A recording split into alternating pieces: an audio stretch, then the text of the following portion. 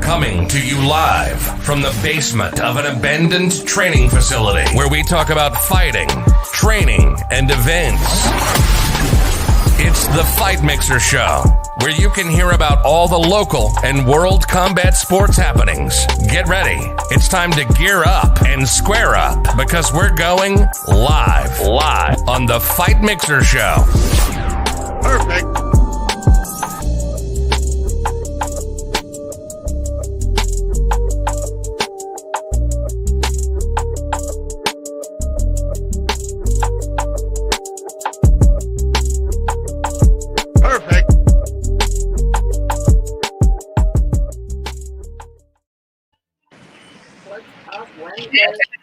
Hi, everybody. What's up? Brandon Green here. We have guest hosts today. We have Sambo here from London, Australia. It is a wild Wednesday. We're going to fill out a couple of things. Hope you guys are enjoying it so far. Thank you for joining us. Say hi, Sambo. Welcome. Thank you for being here. So tell us how much you guys love her. So fill it out. Give us some comments. Shout out. What's up, Brian? How are you? What's going on? I'm doing really well. Buenas noches from Nicaragua. I'm down here in Nicaragua enjoying the weather. Away from the snow. I forgot you're already down there. Yeah, so Brian's coming from far away. He's a friend of Allie's and mine. Much more personal of Allie's. He's your old coach, correct? Yes. Okay. He's also a fight promoter. That's how me and Allie met. He's kind of like our matchmaker without Tinder. So a little less kissy, a little bit more punchy. How are you, Brian? What is that? How are you doing? I don't know if you have lag from being far away, but it looks beautiful where you're at. Yeah, it is beautiful. I really like it. The really cool part about this, when we first came down here, I took my family. My wife is from Nicaragua, and I took my family, my in-laws, down to the beach, and they have like mountains that go up to the beach. So it's really pretty down here. I love it. And then I just came straight here to a coffee shop from a jiu-jitsu practice, and it turns out the guy that's the coach down here, I'm completely mind blown. I met the guy 7 years ago when he was 14 years old, and he's 21 years old now, and he's a brown belt under a black belt that's a black belt under Robert Drysdale, and he just smoked me. I mean, I don't get tapped a lot. I have pretty good jiu-jitsu, and I just got smoked by a 21-year-old kid that's a brown belt. That's like, it's freaking mind-blowing. And he came to the very first class that I was teaching 7 years ago. So it's really kind of cool to see how the sport has developed since I left from living down here. I lived in Nicaragua from 2012 to 2015. So. Yeah, I believe a lot of these younger fighters are like a new breed. Totally different, not going to be the same. They're going to be evolving a lot. How are you? Are you still practicing then back in the States, or only when you're down there with your wife? So we came down here. We haven't been down here for a while. It's been, I guess, since last year. And then I started a tree company this year when COVID hit. So I had my event canceled that I was going to promote. It was canceled, and then I started a tree company. Did well with that, but everything's just been kind of on the back burner since COVID hit. So we came down here, and I mean, Nicaragua is the poorest Latin American country in the world. So I really enjoy going out into like what I do when I come down here is I'll buy like a 100-pound bag of rice and a 100-pound bag of beans, and then I'll go to like a little toy shop, get a bunch of toys, and then I go into the poorest communities where kids wouldn't even get a Christmas present. And then I go and pass out the rice and beans and the toys to the kids and their families, you know, so that they have food. Because I mean, I can't tell you how many times there's been that I've gifted families food. And they're like, man, thank you so much for this. Like it came at a perfect time. So it's just nice to be a blessing to people in need. You know what I mean? Like we really have it a lot easier than a lot of people in this world. And if you've never been out of the country, a lot of people don't have a clue how good we have it in America. So. Yeah, my boyfriend, you know Oscar, he's from Mexico, and he's from a more remote place. And when I give him birthday presents, he always talks, he's never had any of that before. So it's kind of like it's a big realization when they've never had a single president and come to the U.S. and they don't understand even why they get all this stuff. So I totally understand what's going on. Allie, would you explain a little bit about Brian's background, since you know him probably longer than any of us talking here? Well, I remember I was so blown away just from learning from Brian. I remember asking him, "Where did you learn how to fight? Where'd you learn this stuff?" And he was like, "I didn't." and I was kind of blown away because he taught us so much, and he had such a different way about doing things that's different than what I'd seen. And just for him to be like, "Yeah, I never had like that much formal training. I just fought all the time." And then his record's extensive. He's had a lot of different fights, different countries. Got Kimbo Slice. That's a huge one. Yeah. Yeah, Brian, you can go ahead and jump in and talk about yourself. Yeah, I guess without sounding arrogant, but you know, I did. I started fighting before I ever started training, and you know, I remember I was a busboy working at Chili's when I was 17 years old, and I found an ID. Somebody had dropped their ID, and the ID looked like me. The guy was 21 years old. I was 17, and I heard of a local bar in Des Moines called Toad Holler, and I wanted to fight, so I went down there with a chip on my shoulder and fought some college wrestler that was 8-0 and got taken down, and I turned over. I went belly down like in the folk style wrestling match, and I got choked out right away. And then my second fight, the guy was 24-1, and I just got smoked. I got thrown to the wolves in my first few fights, and then I started training, and I went from 1-4 in my first 5 fights to 8-1 in my next 9. I got offered to fight pro. I said, "What's that mean?" They said, "You get paid." I said, "What? You can make money doing this?" Sign me up. So my career started when I was 18 years old, and I'm 35 now. And I guess I had like 15 years, 16 years fighting professionally. And at my greatest, at my best point in my, I guess in my prime, if you would call it that, I was 31 wins and 13 losses. And then when I was on a 7-fight win streak, Kimbo Slice was supposed to fight for a promoter that I had fought for before, and his opponent backed out 4 days before the fight. So I told the promoter, I said, "Man, let me have this fight. This is my opportunity." And he asked what I weighed. I remember I just walked out of a grappling practice at 195 pounds, and I told him I weighed 210, and they looked me up, and I was a 180-pound fighter with a 85% win ratio by submission. So they all thought that I was a jiu-jitsu guy, but I had good striking. And then when I would strike always in my fights, and then I would get taken down. I never took people down, but I would get taken down, and then I had good jiu-jitsu, so I would submit people off my back. I ended up with 37 wins as a professional, and all 37 wins were by finish. So I never won a decision. And you've traveled several countries to fight, correct? You've been in Brazil.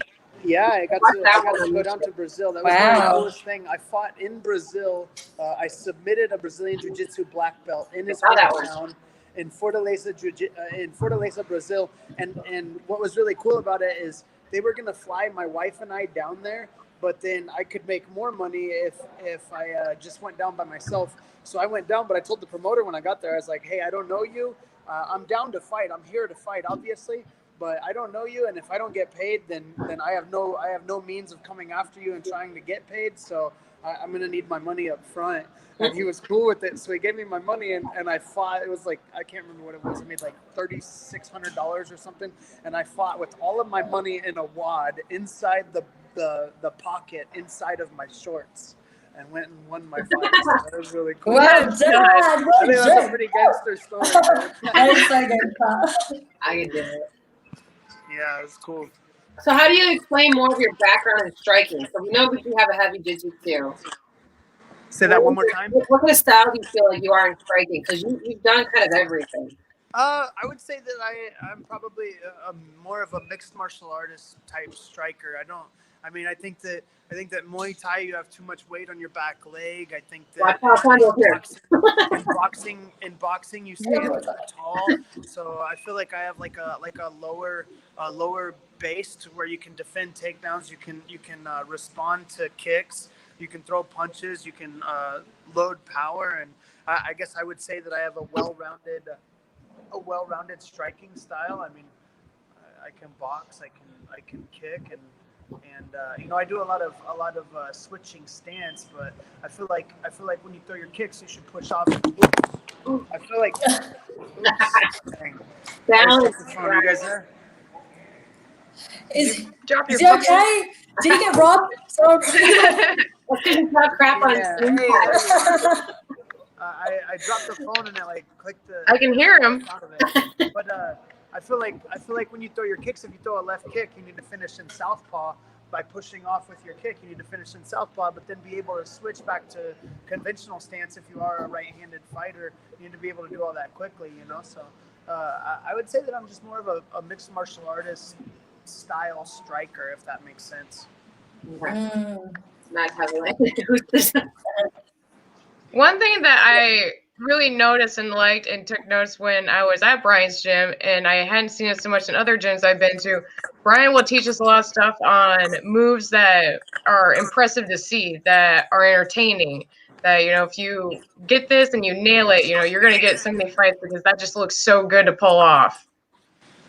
Yeah, absolutely. I mean, at the end of the day, what matters is your performance. I mean, you can be a world champion, you can beat up world champions inside the gym, but when you're competing, that's all that matters is your wins and your losses. And the way that you win is a very important thing. You know, I mean, a lot of fighters don't realize this, but I mean, I've had it happen to me. Like I said, I've learned most of the stuff that I've learned by fighting. You know, I had 62 professional MMA fights and 4 professional boxing matches.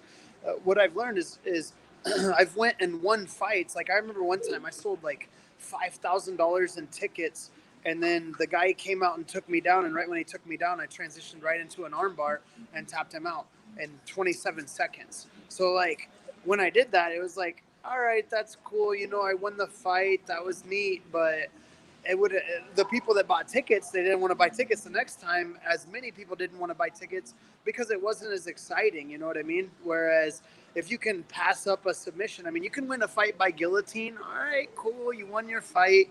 That's cool. But what if you wouldn't have finished that guillotine and then went into a war, had a good defense, you were able to defend whatever threats your opponent gave you. But then at the end of the day, of course, I mean, that's where you have to measure the risk and the reward, because you can go and have a really great fight of the night and you can lose. Well, that loss, it hinders you from progressing. But if you have the best fight of the night and you get the win, then you're going to be more exciting. You know what I mean? If you go and land a Showtime kick, running and jumping off of the cage and kicking somebody in their head, that's going to be a whole lot more exciting, and more promoters are going to want you to fight for them. More people are going to want to come and buy tickets and watch you fight, as opposed to, you know, hey, somebody shot in a double leg, you locked up a guillotine, you got it in deep, you closed guard, you finished, you tapped him out, you won the fight. All right, you got your win, that's cool, but was it as exciting as if you would have let that guillotine go, worked on getting back up to your feet, and then hit the Showtime kick, running and jumping off of the cage? You know what I mean? So a lot of fighting is weighing out the risk and the reward and being exciting. But at the same time, I mean, that's also a big risk that you're taking, because if you lose, especially as a pro, you have to protect your loss record. You can't be getting a lot of losses and expect to advance your career. So I guess that's where I'm at on that. That's awesome, Brian. So you've done fighting since you're 18, and you're how old now? Say that one more time. So you've been doing fighting since you were 18. You're not over it? You still love it? That's Is there some days you get over it? I haven't competed. So I told you guys I went on a 9-fight win streak altogether. When I won in Brazil and I won a fight in Des Moines, I went on a 9-fight win streak, and then I got my win streak snapped. And when that happened, I kind of quit competing. Really, like that was my opportunity to make it to the UFC or to the big show when I had a lot of consecutive wins, but I never had a manager to be in contact with the UFC. But I have kind of like after I went on my win streak, I lost the desire to compete like it was when I was winning. So I mean, then I just took some fights for a paycheck. So I did eventually get over it, and I haven't fought for, I think I'm going on 3 years now without fighting, and you know, I'm done fighting. I am over it in a sense. But sometimes what makes you over it? Is it the training every day and staying fit and like eating well, and what is it? Yeah, I definitely am. I didn't train every day for a long time. When I came down to Nicaragua, I've lost 20 pounds in the last 3 weeks because I started finally, like, I had gotten fat because I hadn't been training and I had just been eating whatever I want. And those homemade tortillas from a Nicaraguan wife, that'll put on the size to you. So, Do you feel guilty that you put on size? Or training consistently until I came to Nicaragua, and now I just started training again as of 3 weeks ago. Oh, okay. So one more question. Because you've been fighting for so long, like, and training, what would you have done if you didn't fight? What career path would you have? That's a very difficult question. I probably well, if I would have stayed out of trouble, I probably would have pursued a career in baseball. I was really good at baseball, and Okay. one time I remember I hit 4 home runs in one game, a grand slam, and then 3 regular home runs. So I was really talented in baseball. But at that time, when I was a young kid, 17 years old, I was getting in street fights and all that crap. So if it weren't for fighting, I mean, who knows? Maybe I would have ended up in jail. But what I wish I would have done, if I would have had me in the future to go back and tell me what I should have done, I would have got into the tree industry, cutting down trees, doing tree trims and tree removals. If I would have started that 10 years ago, man, I would have been a millionaire by now. So. Far out. Yeah. Oh, awesome. Oh, we cut out? Brian's gone. I can't hear Karen. Can anyone hear me? Hello, I can hear you. Yeah, Karen, you got to unmute your mic. Brian. I don't know where he went. Can I ask why Brian's such an angry child? No, I'm back. Brian's back. Did you get robbed again? Bad connection. So before we get on to the big topic I want to talk about, of course, everyone knows, but I want to talk a little bit about the promotion series that you have out in Iowa. That's how you found me. You had me come out there with my athletes. So you're kind of the little connect the dot. Tell us a little about Iowa that you have going on out there. Say that one more time. Is Brian still She's wanting to know about your fight organization out in Iowa. Yeah. So the fight I love your show. I want other people to know.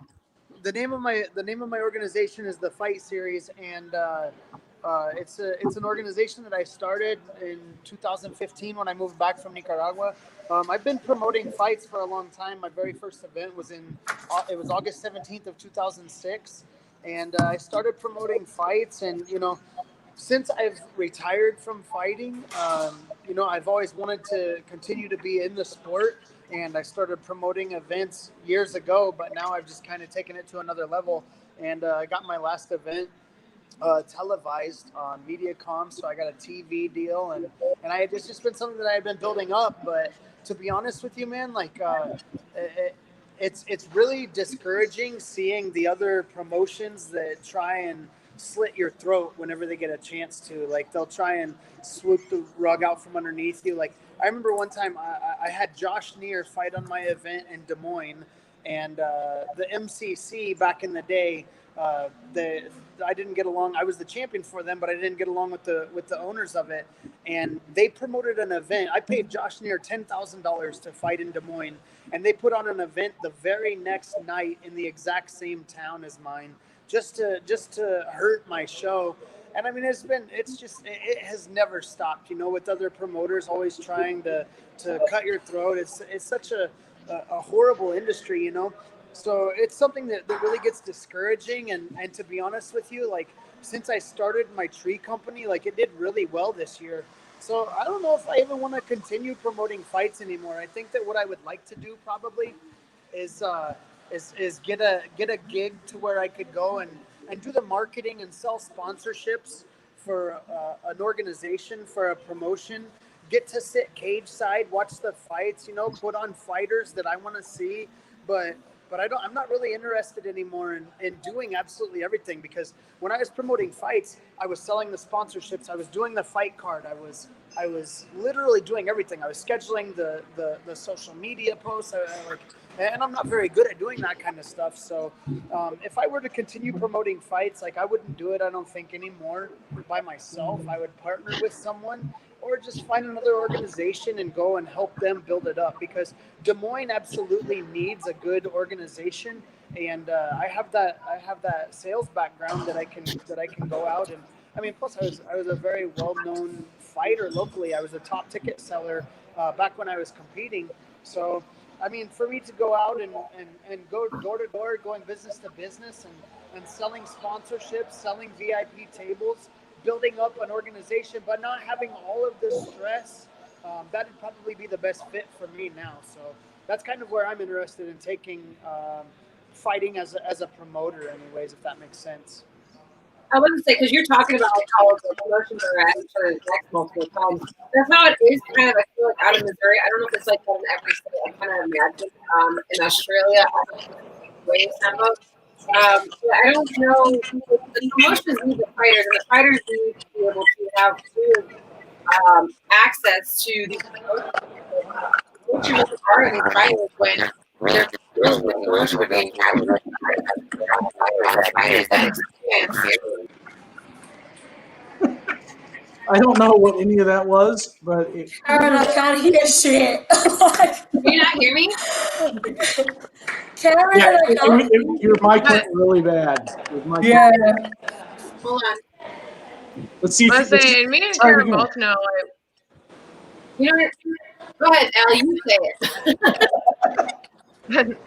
I say we've both been to one of Brian's shows and they're great. I mean, I know he's talking about it's so much to juggle because he does put so much effort into it. There's brochures on the table, there's multiple CDs to get to, there's catwalk for fighters, there's product that comes out for him. He started doing like promotional gifts for fighters. They get like a backpack and stuff, and he got matching red and blue corner gloves and shin pads for the fight. We had ring girls, like there's a lot of effort that's put in the fight, and I can see where he's talking about it's hard for one person to do, because we just always love going there, and Brian hypes up the fight the whole time while you're watching it, and it was a great event, but he's also got a family, and it was hard because I could see where he was trying to juggle everything. His family was with him for everything and trying to be a part of all that, and it's just a lot.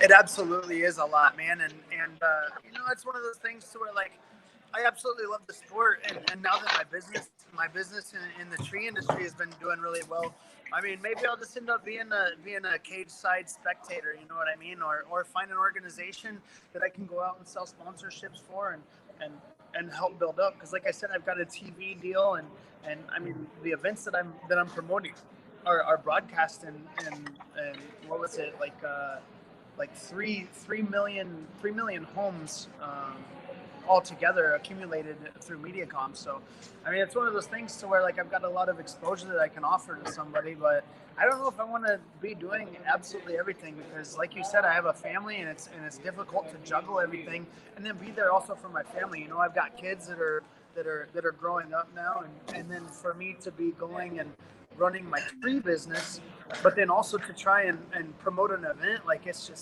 it's a lot on my plate right now. But then at the end of the day, you know, I've got to do what's best for my family. So, and I'm always going to be a fight fan. I absolutely love watching the fights first and foremost. So, hey, I'm actually going to lose you guys. I'm down to 1% on my cell phone right now. I just went and asked if somebody had a charger here at the coffee shop, and they don't have one. So, We need Kimbo talk. Yeah, please, if we're going to lose you, make sure you give your shout outs. Man, I guess first and foremost is Jesus, man. At the end of the day, like, that's the most important thing to me. You know, if I have a platform, I want to give the glory to Him, of course.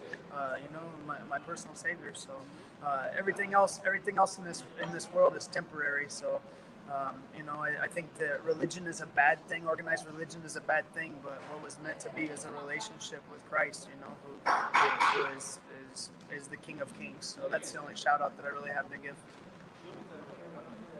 Awesome. Thank you.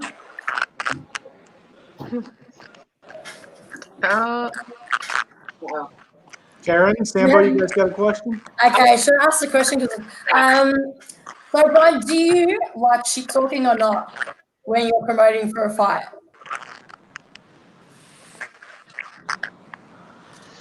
Hello? Brian, And he's gone. He's gone. he's gone. I'm sorry. Well, do you get? I was wondering if that was going to be a thing, him being out there. I think It was battery life for him, he said. now I can talk to Sambo. That's fine. We're splitting tonight anyway. Is my mic better first before I start? Because I'm just gonna mute it and let you guys talk. Unless I need No, to your mic's good now. Yeah, it's not echoing. It was an echo before. It was an echo robot. It was a bunch of stuff. Sorry, guys, at home. Okay, Sambo, go. So, do you girls like shit talking? Me personally, I'm not a fan. If I get a knockout on my record, then I'll start shit talking. I have TKO only, so I won't just because Oh wow! I might be like a little more humble because I know I have a lot of shit to work on, and I think everyone in the community, they all know, like, unless I really put my name out there, or if I become pro, I might do a little bit. I think it's fun. I like listening to people shit talk. I'm totally down for it. I just myself won't do it. So if you shit talk, I'll be like, yeah, fuck that bitch. I do like it before a fight. That sounds like you seem really like aggressive. Like when you fight, I was watching your videos when you fight and you have one of the girls in the corner at the Muay Thai, and you're just like, oh, like, but I can see like a little catty, but it makes it fun. It does. You kind of have to like convince yourself that you're aggressive with it. I remember it was the not Mike Tyson, the Floyd Mayweather and Conor McGregor fight. And they promoted like a year in advance, and like they should talk for that whole year. And I was so amped up to watch it a year later. Oh yeah, so good. Who is the And one? that's one thing. You can talk shit about it, but when you see it on Facebook, you're just gonna sit there and read all the comments. Like, how do you handle like when your poster comes up for your fight and you see someone like comment something bad about you and they don't even know you? How do you handle it? Is that fuck with your head? I think I'm passive aggressive. I'll post something and make sure that you see it and make sure you know it's directed towards you, but I'm not going to say it to you. So you're just going to feel guilty about yourself the rest of the day. So would you clap back, or would you, like, Ali, would you clap back, or would you just let it go? I feel like I guess it would have to depend on how they went about it, like, and how immature or whatever it is. If I feel like I need to say something, but I feel like at the same time, the response is, you know, kind of almost like you're threatened to, where they had something valid to say. So I'm also that big person. No response is a response. You're so nice. I can't do it. Do you like to do it though? Because me, if I don't respond, that means it's not worth my fucking time. I agree with that. Only talk shit when it's brought to you. Or, so do you bring it to them, or do you let it almost like as a defense mechanism to talk shit, Sambo? No, I always get fucking bitches coming at me. Why? Because you're pretty. I don't know. It is weird how that is. Sometimes you can be aggressive that way, but you still got people bringing it to you for some reason. Yeah, like, I hate it, but like some people judge you for like clapping back, and that's shit too. Like, you got to stand up for yourself. Mm-hmm. You know? I have a little bit of like, what is it? Brian said that he doesn't like to be arrogant or something. I think you have to be a little bit arrogant. I think we talked about this last time. You can't go in that cage or the ring and feel like you're just some, you know, pushover or whatever it is, and you're not going to defend yourself, whatever it is they say about you, or how you people like, oh, be humble. Like, you could totally be humble, absolutely. But for the other people, I think sometimes too, shit talking is a defense mechanism. Maybe they're nervous, but that's the only way they can hype themselves up. So I'm totally down for fucking people shit talking. If that's the way you get in the ring, go for it. It makes it all more interesting. I don't like it when people though shit talk and they have zero way to back it up. Like, yes, me too. Mm-hmm.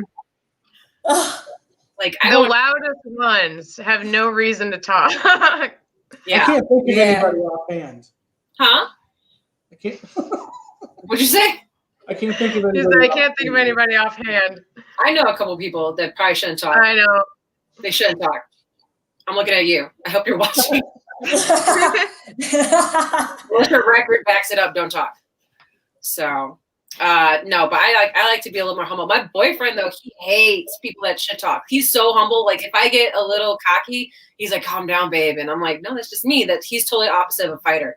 He's a huge bull. You could not push him back. Like, he will keep pushing forward. He's really violent, but so humble. It's so weird.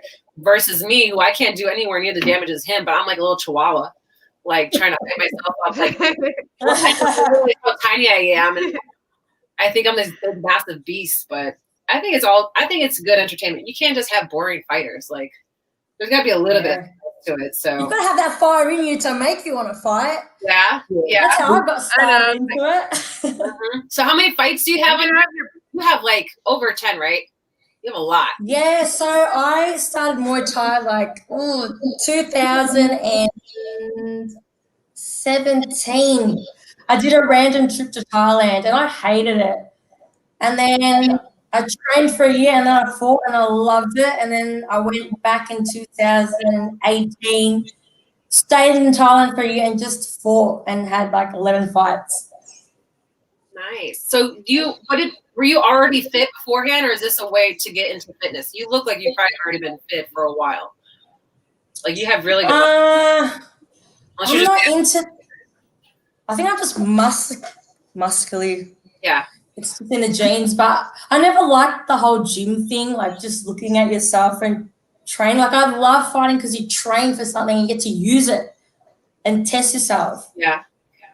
But I'm shitty that like I came back to Australia in 2019 and learned all this stuff and experienced Thailand to COVID and being in lockdown. So I've had to like find myself again since coming out of lockdown like a month ago. Has it been pretty? I haven't been paying attention too much. It's tough. Australia's pretty much locked down, right? Yeah. Yeah, we were shut down for 10 months and yeah, it's hard.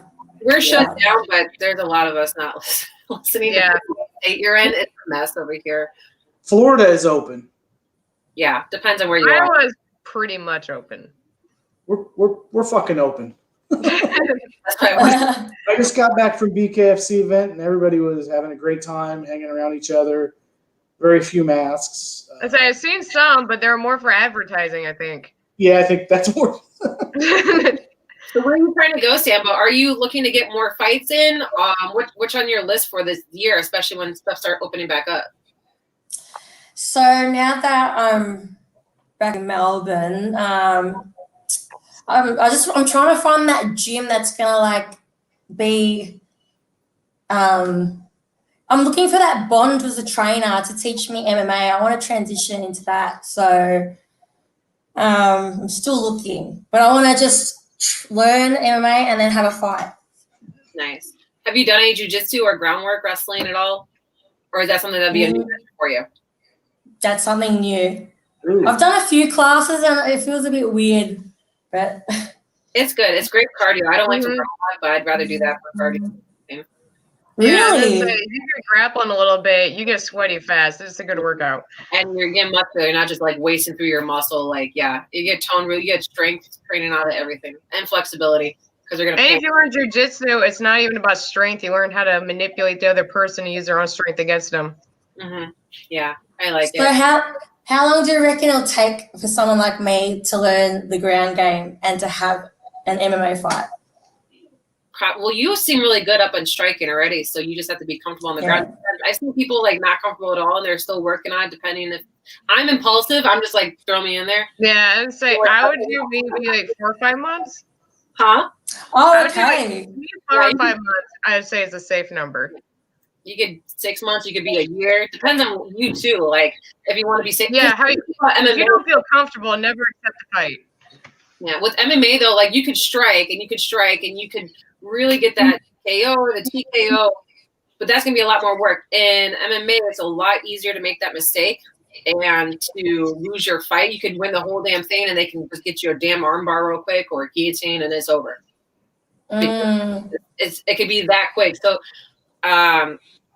being more, it's not really like you couldn't hold your own in there. You can go in there with not really good groundwork and great striking, but if you go on the ground and you can't defend or you're not that knowledgeable, it may be your fight until you go on the ground and then it's over in a matter of seconds, if that makes sense. So that's the only thing is like, it's a way easier to make a mistake or to change the direction of the fight in MMA versus striking. So I do like striking. If you're looking to get into MMA, I would say suggest over a year, depending on how well built you are for how well you absorb it. Oh, yeah. You're aggressive enough to do it. That's one thing. Yeah. But I want to come to the States, like with you girls, and train. Because it's not that big here in Melbourne. Oh, really? Yeah, like I want to save money, and then like once your borders are open, I want to get out to Las Vegas and train there. Yeah. We have a couple fighters that were friends with that have been on our show. Was a Johnny Hollywood Case. We have Gustavo Lopez. Johnny Hollywood Case is a great fighter out there. I think was it PFL, and he also is Korean Zombies training partner. And then you have Gustavo Lopez in Vegas who does UFC. So we have some connections. If you do come here, we can definitely touch. And then Matt, like, do you want to fight bare knuckle? And then we're gonna get you to fight bare knuckle. Has he asked you? Has Matt asked you? Would you do it? Oh yeah. Maybe if I'm ready. I'm thinking about coming back in the cage, possibly. I just watched that girl turn into an alien like Joanna did, and so I'm holding Oh my god, yeah.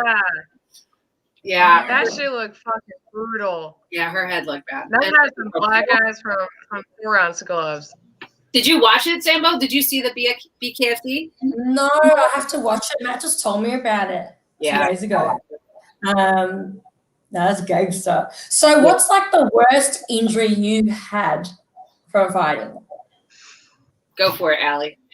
Well, okay, so I mean, there's a list. I've broken my nose probably like 4 or 5 times. I've had.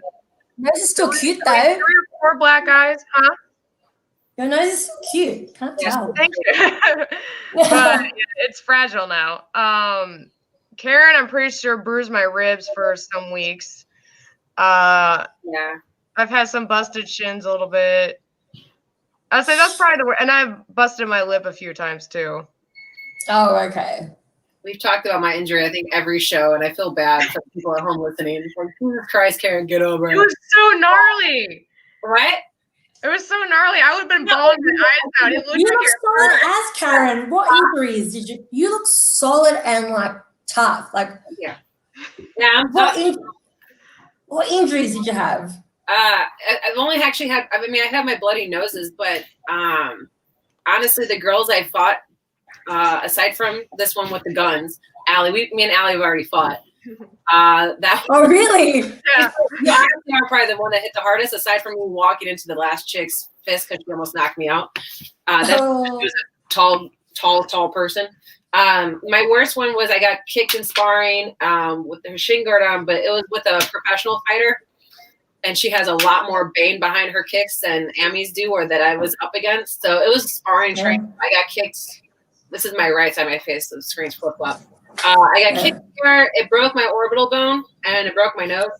So it was like blood, and I kept telling my boyfriend, I'm like, I can't feel my face. Like, I got hit really hard. I'm like, no one hits that hard. Like, I can't feel my face, and it paralyzed. Not paralyzed. I can move everything. I would never look different, but I could feel here. So I couldn't feel like I can't feel like here. I can't feel my nose a little bit, and my eye about right here. That's it. So it did more damage, like nerve damage. That's all. Oh, okay. A little bit of paralyzation, kind of. So from a kick, that was nice. It felt like a baseball bat. What was yours? Do you have anything? I do. So for my 5th fight, I fought this. She was an ex-Muay Thai champion, and she was like really, really tall. Like if you're really, really tall in Muay Thai, like that's a big advantage. And I remember she kicked me, and I caught her kick, and like she punched my face 5 times. And because I was like broke in Thailand, I had a really shit mouth guard. So when I pulled my like mouth guard off after the fight, it was a 5-round fight. She won by points. It was really close, and I could feel like a little chip in my front tooth. And I went to the dentist the next day, and they said we can't glue it. We have to take it all out. Oh, So I spent like probably 2 months in Thailand with like no front tooth, but I wore one of those falsies. And I always kept getting like food stuck under it. It was so annoying. Oh, And then like when I came home, the other tooth got infected. oh So I had to get 2 root canals. So right now I've got like 2 fake teeth at the front. I would never know. It looks really nice.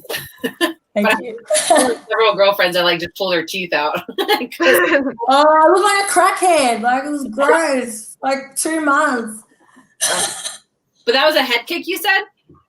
No, so like she kicked me and I grabbed her kick and then she punched me 5 times in the face. Yeah. Damn. I don't like them That's talking. nuts. I knew when she took out a mouth guard, like, oh no, a tooth came out. That's what that's what Bret Hart said. Didn't she say like what's her face? Knocked her tooth out? Rollins pushed her teeth back and she said Yeah. she actually knocked him out.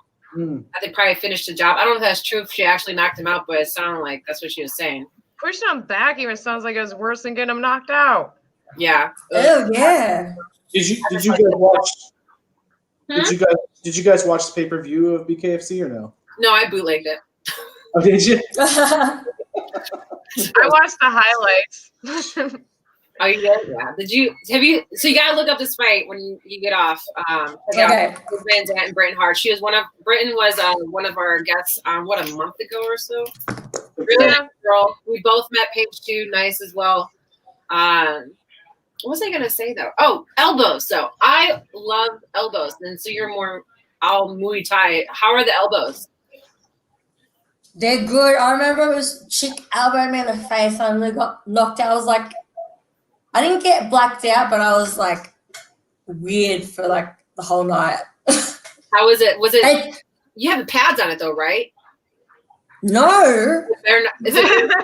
In Thailand, there's no pads, nothing, shin guards, no. I remember one time this guy, I'm not going to say his name, but he was having his first Muay Thai fight and he comes up to me and he's like, oh, Sam, like, is there numbing cream to put on your shins before your fight? I'm like, what? There is no such thing as that. You shouldn't be fighting if you're like wanting to put numbing cream on your fucking shins. That too. Don't fight. I would love to throw one. That's why I asked. Because I'm like, we can't throw them here. I heard in Missouri, apparently they changed if you've had 5 fights. And the other agrees to it, you can throw elbows. I will love the day when I could throw an elbow. But I don't want to get hit with it. That's the thing. So, they're bad. I've seen like a lot of people get cuts in that. Yeah. And yeah. That's why I like Ferguson a lot because he throws all the elbows. Anyone that throws Why can't you throw elbows? That's weird. You what? Why can't you throw elbows in your... Not in the Amis. If you're a pro. Oh, okay. If you're a pro, you can. But I heard, at least in Missouri, I don't know if it's true. I have to look it up because it'd be really interesting. But if you've had 5 fights as an Ami and the other person agrees to it, then you can possibly have the agreement of throwing elbows. I don't know if that's true. I hope it is. Because I will be inquired about that if I get that. So how many fights do you have to do now to become pro? None. I don't think there's a set number. So what makes you pro then? I guess tell promoter you want to be signed up as a pro fight. Oh, okay. I want to feel like it's different in Missouri, but I've seen people that shouldn't be pro. I think they are there to pad someone's record. So I totally believe that.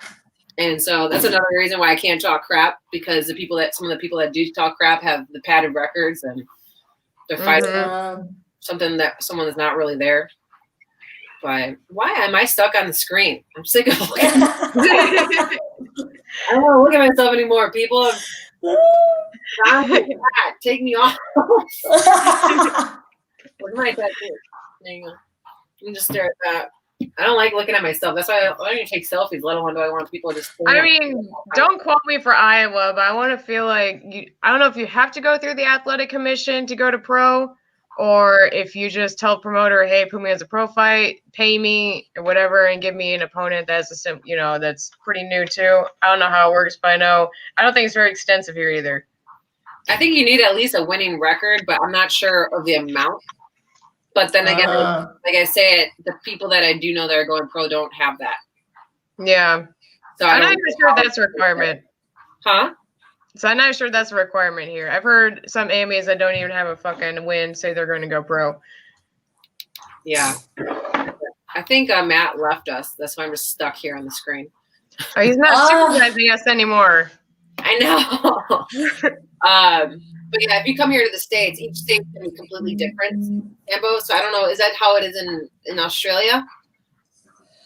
I've never fought in Australia, but I guess so. I think it's just if the promotion puts the fight as a pro fight, then you're a professional. Wait, so you've only fought in Bali, right? You said? So you haven't fought in Australia at all? No, I've only fought in Thailand. Oh, okay. Oh. You trained in Bali? No, I haven't. I want to go to Bali. What did Bali for? Didn't you say you went to Bali? Nah. Where the hell did I hear that? Holy shit. Who's telling lies? Who's talking shit? Well, why is it fake? She said she was in Bali. I'm like, oh, I thought she was in Thailand. And then you said Thailand. I'm so. This is the first time we had two people on in different countries. Yeah. So. Well, did you want to give a shout out? It's your first time on here, Sambo. Did you want to give a shout out to anyone that would be listening from Australia, hometown, Thailand, Bali? I miss my Thai trainers at Phuket Singer Muay Thai Gym. My brother, who's the owner of that gym, and I just want to say hi and I miss you. And yeah, I hope to visit you soon. Yeah. And they're the best there. They freaking, I don't know if I'll ever get that same training again anywhere. Like, these guys put so much effort into me. I don't think I can find that type of trainer again. You can find it. I do think it's a complete relationship, though. You have to be. It's like a therapist, kind of. You have to have chemistry. Or at least that they listen to you and they understand where you're trying to go and what fits you best as a fighter, and not like what they want you to do because you're a coach. I see that a lot of fighters going to different gyms. You have to figure out, where you vibe with, where they know your strength, they know your weaknesses. They can say, hey, I see you do this, I see you do that. This is the style you should be doing, and they can form fit to you and not just, this is just all I teach to everybody. To Joshua, I see Joshua asking, where do I train in Missouri? I'm in the St. Louis side, not the Kansas City side. I work out of a couple of different gyms. I see you talking about Blue Corner. So I fought for Shamrock, I fought for Nemesis, and I fought for the Fight Series. I train out of a couple different gyms. One of my coaches is out of Finney's MMA. Another coach is here at the boxing gym, which is where I'm at the moment. And then I also work in part with Ravens Ridge MMA. They're just some buddies of mine. So I kind of float around, not the Wolves Den, no, I'm not. But I do have a lot of people here that I do know from the Wolves Den. They're a very great gym. I can only say good things about them and all the different gyms. So each gym is going to be a little different. My boyfriend goes out to the Wolves Den and hangs out with them a little bit. There's some good fighters coming out of there, a lot of good fighters, especially kickboxers. So I do know them. I do not train out of there, though. I'm a dependent person. So long story short, I'm not fighting at the moment, and I train out several different gyms. So depending on who's working with me. How come you're not fighting at the moment? Are you just taking a break or? Yeah, I took a break from my injury. I got injured last year ago, and then I turned it into strength training. So I did a lot more weightlifting this past year. And if I wanted to fight, I always told them like I'd have to lose about 15, 20 pounds first if I wanted to fight again, because I walk at like 140 right now, and I need to fight at like 120, 125. I don't think I could ever get to 115. So if I get down there, like I feel fine. Like I'm undefeated as a kickboxer. I'd like to come back into MMA possibly, but it really depends if I, one, can lose weight, and two, if I can come back better than I was before, then sure. But I have no need to come back. I'll be 35 next month, so it would be purely just I want to punch someone. So, and I get a little punchy, itchy right now, so we'll see. I think that's a problem with a lot of fighters. Like Brian was talking about, even if he can't make promotions, he wants to still be a part of it. All the fighters I see, they end up becoming coaches, do something. They try to stay in the sport somehow. Yeah, it's really hard to just walk away from. Yeah, that's what. Yeah, I'm coaching a couple people on the side, so I have some Amis, some green. One of my girls, she just got her first fight. My boyfriend just went pro. I have a couple other green people we've been training, and some up and coming things at my gym. So I've been more on the back end of it, kind of coaching and helping people with strength and balance. And so we'll see if I get back there. But I totally enjoy helping people more than it's just a tough thing to go through a fight camp. So yeah.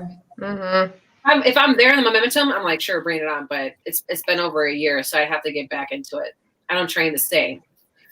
So I have realized that when you have a fight coming up, that is the best motivation to work out. Because if I don't have a fight coming up, like I'll get to it, but if I have a fight coming up, I was like, I gotta not get beat up. So like that's the motivation I need to do a little extra workouts. Yeah, you need the goal. You need like, here's the date, here's a chick. Okay. Give me a face. I need to see a face first. So you don't have a fight coming up though, you said at all?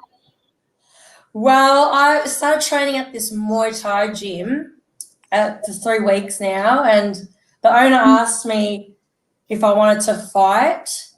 I'm currently 56 kilograms, and he wants me to fight at 50. I've never been 50 kilograms. I think the lightest I've been is 52, and I was training my ass off in Thailand to get to 52.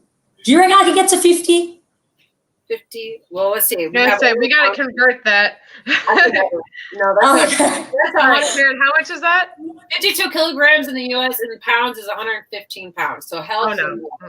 See, and I had my brother was like, you should go to 115, then you can knock around those little girls. Like, I can't get to 115.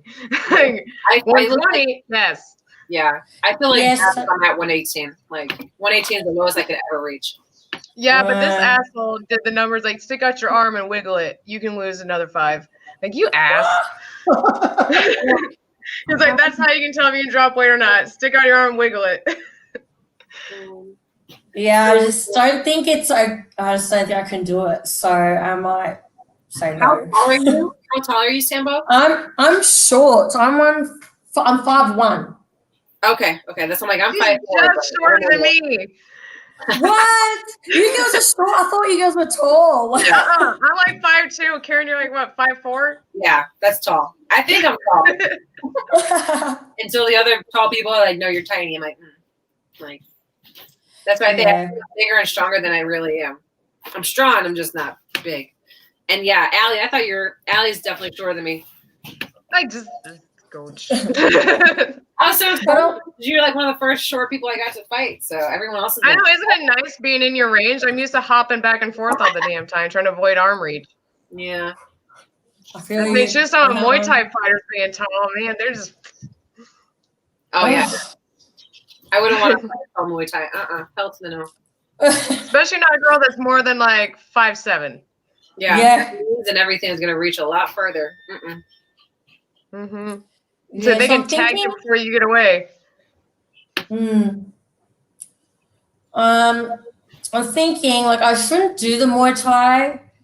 I should just wait and have an MMA fight because I don't want to get injured doing a Muay Thai fight. Are there any good MMA gyms around where you're at, or? Still sussing that out. I'll have to look. I'll have to look.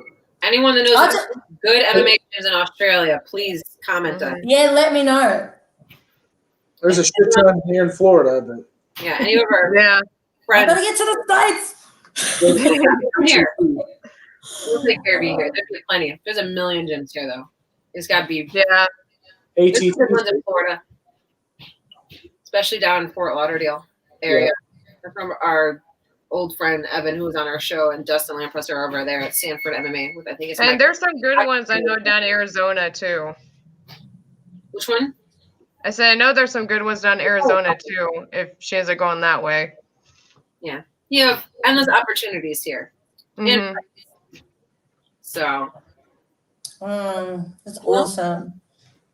And here, like, it doesn't matter what state you actually end up. There's promoters that'll find you and just like get a whole like, hey, some girl dropping out of a fight in like 2-3 weeks. Can you fill the slot? We'll pay for you to travel here and stay here for a weekend and whatnot.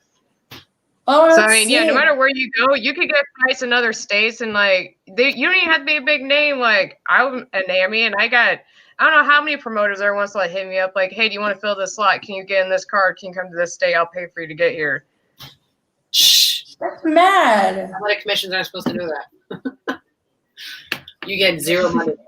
You know why I like fighting in Thailand though? Because like you don't have to promote for it, but like the Thai will do it for you. Like I don't like the social media and like all that crap.